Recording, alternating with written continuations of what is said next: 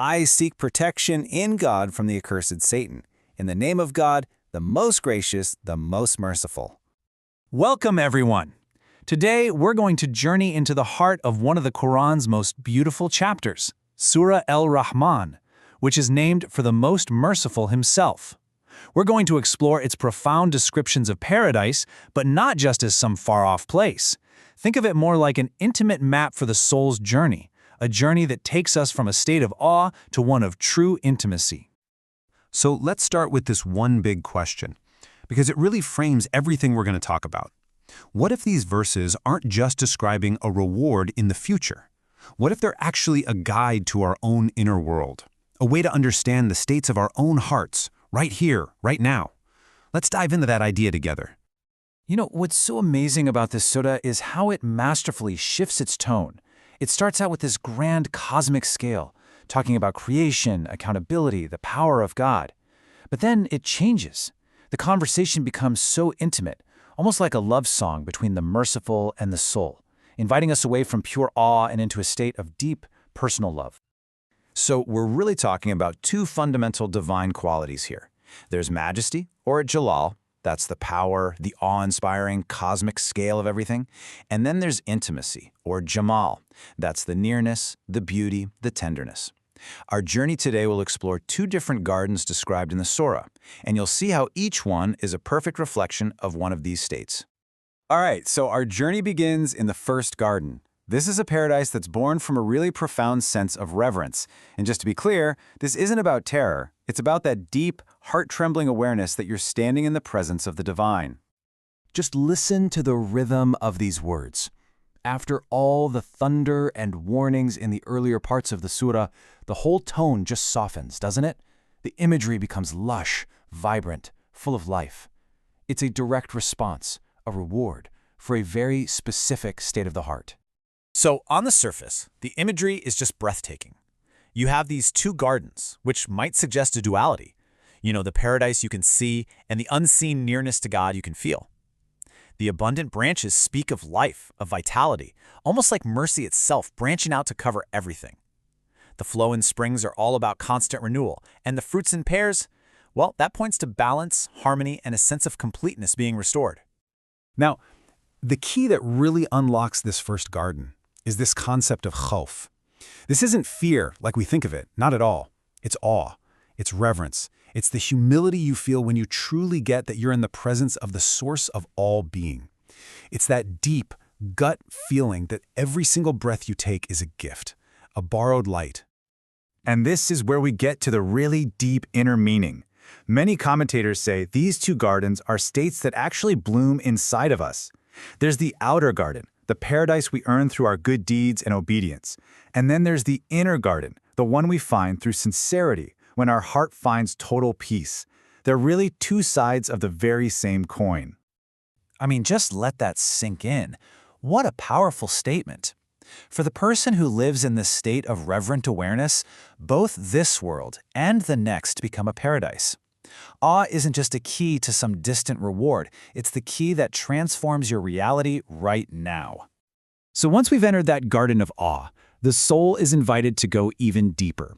We start to move from that trembling reverence of khawf to a state of profound closeness and love.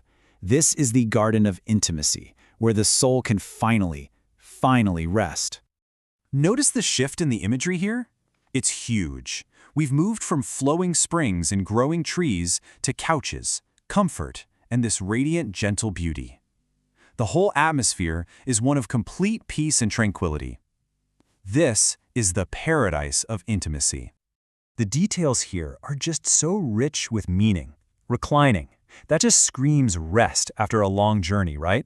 Peace as a reward. Fruits within reach. This suggests that all the striving is over. It's been replaced by ease. The companions of modest gaze bring a sense of purity and deep serenity. And that description, like rubies and coral, speaks to a kind of beauty that's transparent and just glows from within. And again, you can see how these outer images point to these profound inner states. To recline on a couch is to find that rest that comes from complete surrender to God. For fruits to be within reach, Well, that's the soul beginning to see divine qualities realized within itself. See, it's not just a description of a physical place. It's the heart finally finding its home in the divine presence. So, you might be wondering, what connects these two gardens? What's the underlying principle that governs this entire journey from awe to intimacy? Well, it's a single, powerful verse that acts as the moral and spiritual heartbeat of the entire surah. This is the axis on which everything turns. It's a rhetorical question, and the answer is so profoundly obvious that it literally shapes reality itself. It's a fundamental law of existence. Goodness is met with goodness. Mercy is met with mercy. It's as simple and as powerful as that. And the word for this type of goodness is ihsan. And this isn't just about doing a good deed. It's about excellence. It's about performing an act of beauty and kindness as if you are standing in the very presence of God. And this verse tells us that ihsan is both the action we offer and the divine response we receive. It's a perfect, beautiful circle. This reveals such a beautiful harmony between the world we see and the world we don't. You know, physical laws like action and reaction, they're just a mirror of this spiritual law. The balance we see in the cosmos is the exact same balance that governs our souls. Goodness for goodness, it's the elegant design of reality itself. Okay, so we've journeyed through these incredible gardens, from the majesty of awe to the tenderness of intimacy. Now, the most important part. Let's bring this whole journey home and make it practical, personal, and real for every single one of us. Because this is the essential question, isn't it? If these gardens are truly states of the heart, then how do we start planting their seeds and watering their roots in our everyday lives? How do we access that reality today? And the beautiful, incredible implication here is that we don't have to wait. The journey to paradise doesn't begin the moment life ends. It begins the moment we awaken to the presence of God in our lives. The moment we choose to live from a place of awe and respond with goodness. And this is how we do it. Every single time you extend a branch of kindness to someone, especially when no one is looking, you are cultivating that garden of awe. Every time you find a spring of gratitude bubbling up in your heart, you were there. When you truly forgive someone, you are touching the rich brocade of those couches of intimacy. And when you look at another person and see the inner beauty in them, you are mirroring the radiant light of ruby and coral. So let's just end with this prayer, this quiet, intimate conversation with the Lord of the Gardens.